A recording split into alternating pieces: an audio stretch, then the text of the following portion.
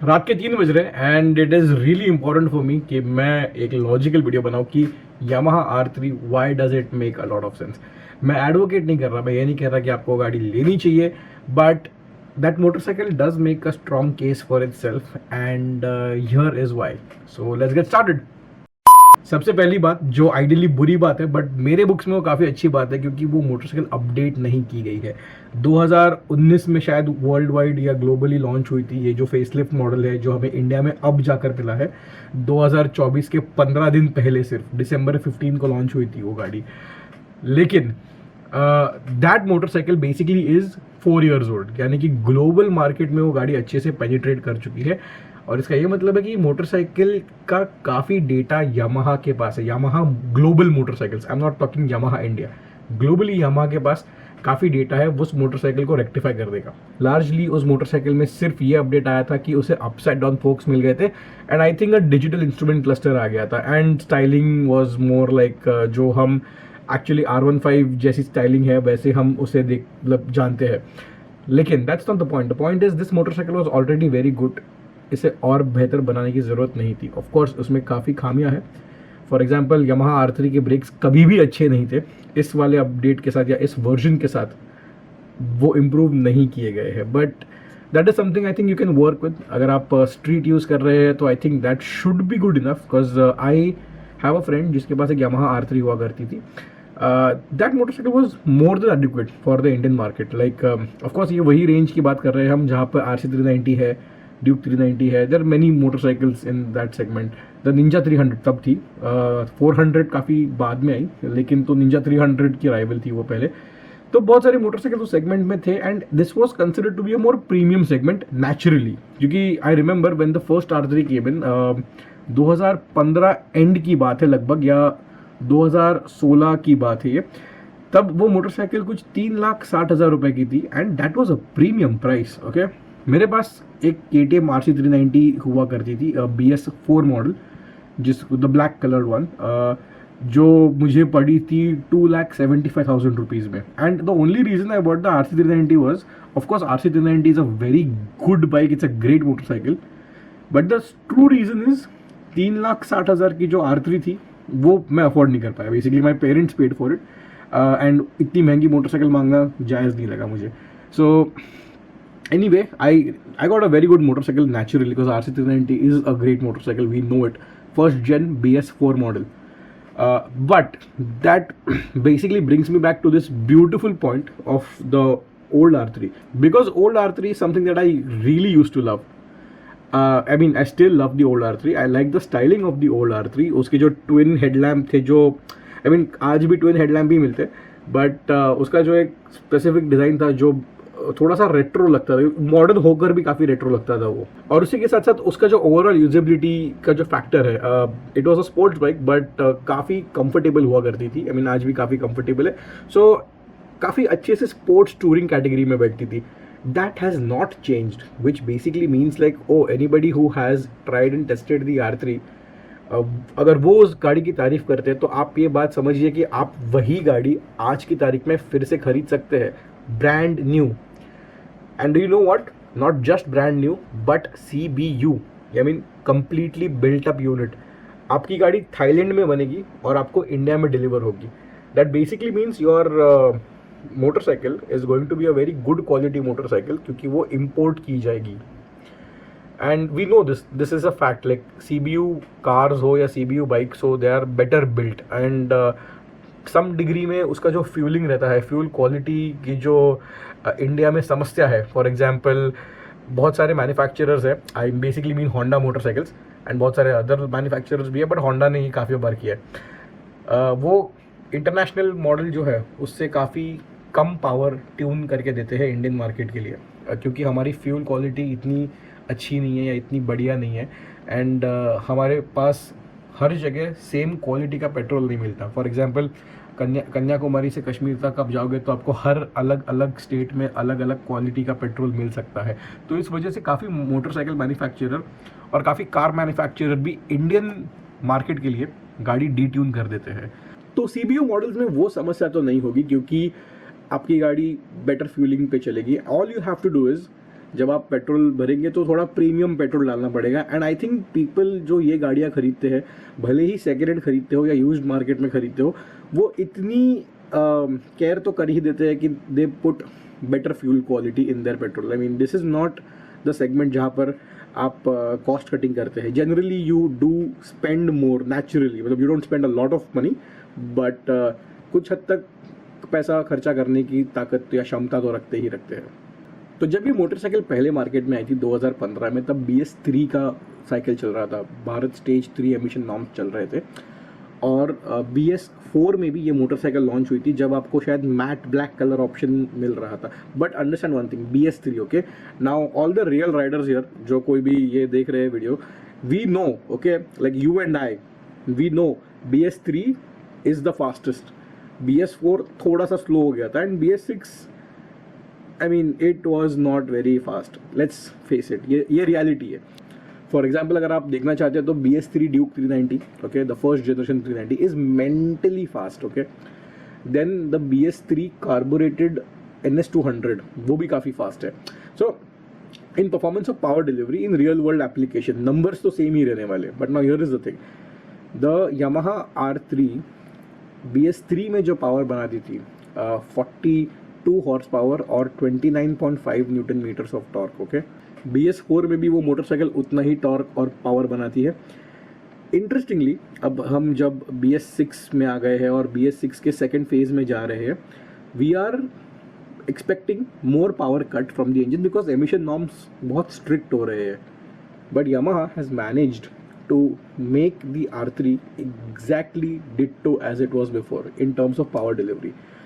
आज की मोटरसाइकिल भी 42 हॉर्स पावर बनाती है, साथ में 29.5 न्यूटन मीटर्स ऑफ टॉर्क मिलता है। सिर्फ एक फ़र्क है, टॉर्क 250 RPM जल्दी आता है in the full rev band okay, जो कि एक्चुअली अच्छी बात है। अगर आपका टॉर्क जल्दी आता है तो इंजन की यूजेबिलिटी थोड़ी सी इंक्रीज हो जाती है, and that is a huge achievement because boys and girls, all we have to do is get a straight pipe, eliminate the DCAT, because जितने भी एमिशंस के साइकिल के जो रूल्स एंड रेगुलेशंस है Yamaha ने वो फॉलो प्रॉबेबली इस तरीके में किए हैं कि एग्जॉस्ट सिस्टम में दे हैव इंक्रीज्ड और made the full breathing system of the और the exhaust system more stringent so that it captures more carbon. तो ज़्यादा आपका एमिशंस नहीं एमिट करेगा इंजन, मतलब भले ही एमिशंस एमिट कर रहा हो, आपका जो कैटलिटिक कन्वर्टर है वो उसे बाहर एटमॉस्फेयर में आने नहीं देगा। So this is how probably Yamaha has achieved the strict emission norm cycle का एक पास, मतलब बेसिकली ऐसे ही पास कर दिया गाड़ी को okay. All we have to do is we have to get a free flow exhaust system that is not very difficult to find. If you know okay. A free flow exhaust system on a Yamaha R3 will probably just take it back to BS3 state of tune or even better, क्योंकि usually free flow exhaust system थोड़े से हल्के होते हैं, तो overall power to weight ratio थोड़ा सा improve हो जाता है। Like it's not something that you can write home about, but there is marginal gains, not because of course because engine is breathing more freely and the weight is reduced. Now listen to this okay, this is not recommended because the engine is tuned for that exhaust system. Ideally जब आप free flow exhaust लगाते हैं कोई भी गाड़ी में, car bike कुछ भी हो, आपको उसको ट्यून अलग करना पड़ता है। For example Power Commander, Power Tronics या फिर बेसिकली पिगीबैक ECU लगाना पड़ता है ताकि इंजन को पता चले कि कितना फ्यूल और एयर फ्यूल रेशियो चेंज करना होता है। So that is something if you can just achieve और get from somewhere a Power Tronic और just a piggyback ECU and a free flow exhaust, the Yamaha R3 is that one engine that is the most closest to a BS3 state of tune motorcycle, and we know that BS3 motorcycles are fast. Generally they are faster unless and until अगर engine completely redesign किया हो और power completely bump up की गई हो substantially. Okay, so this is just a loophole that I really love. Now here is the thing, after the Ninja 400, Yamaha R3 is that motorcycle that revs high. KTM RC390 single cylinder है guys, doesn't rev more than 10,500.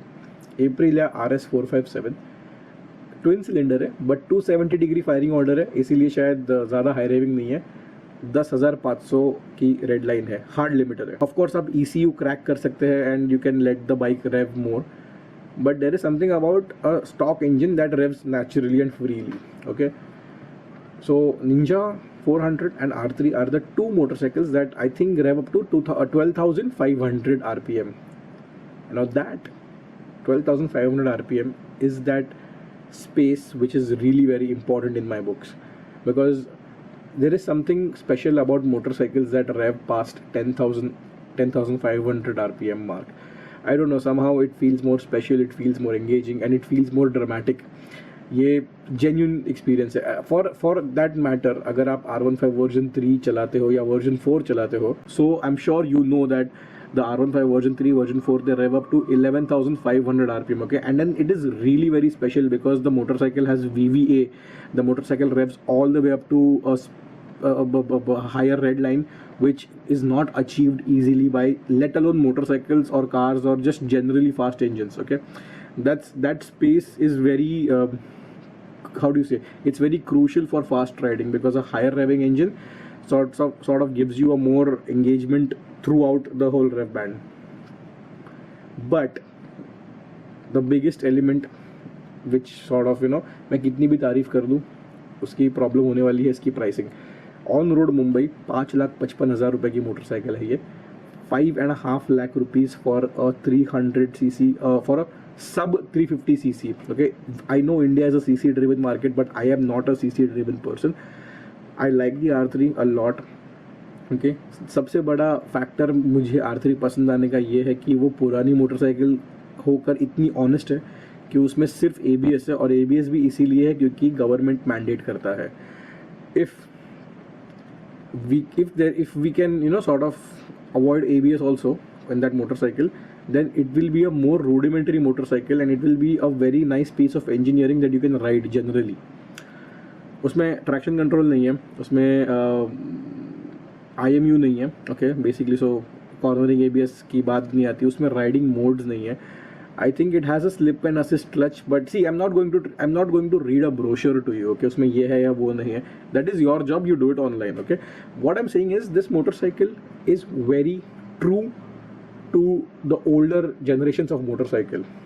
Okay, by that what I mean is the newer generations of motorcycle, or that whole segment of motorcycles. Let's just talk about the new RC390, the RS457. Let's consider the Triumph Speed 400 also, क्योंकि उस पर based Thruxton 400 आने वाली है. Okay, we also have the Apache the Apache RTR 310 and RR 310, both of them are there. So amongst the premium class of motorcycle, okay, it is only the R3 which is the oldest, which basically makes it tried and tested. Speed 2023 में launch हुई है, and this is the first time ever we have seen the Triumph Speed 400. Okay, so we have to understand that motorcycle is not very old कि हम उसकी reliability की बात करें या हम उसका सर्विस नेटवर्क की तारीफ करें या उसके मेंटेनेंस कॉस्ट के बारे में आपको कमेंट करके बताए. Okay, it is not very old. Yamaha R3 is old. इसका ये मतलब है कि उसके मेंटेनेंस की का जो एक्सपीरियंस है वो हम एक दूसरे को पूछ कर, दूसरे R3 ओनर्स को पूछ कर हम वेरीफाई कर सकते हैं कि हाँ भाई ये सस्ती है थोड़ी सी मेंटेन करने में, या oh it has some expensive parts, या it can, we have sources. Which is exactly why I love the fact that R3 is still available. Now here is the thing, I don't want that bike to become CKD, because CKD will sort of ruin the experience of having a more premium motorcycle.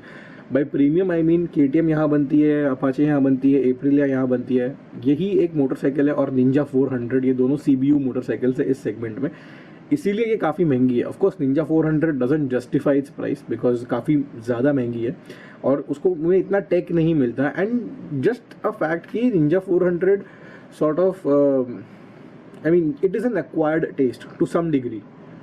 It's a phenomenal motorcycle. I know people who have ridden it and they are talking great things about that motorcycle. Okay, only the pricing is the fault, but if you can afford it, just go for it, because it is more or less about having an opportunity to buy a nice motorcycle. Okay, वरना हम हमेशा ये रोते रहते हैं कि India में अच्छी गाड़ी नहीं मिलती, अच्छी बाइक नहीं मिलती.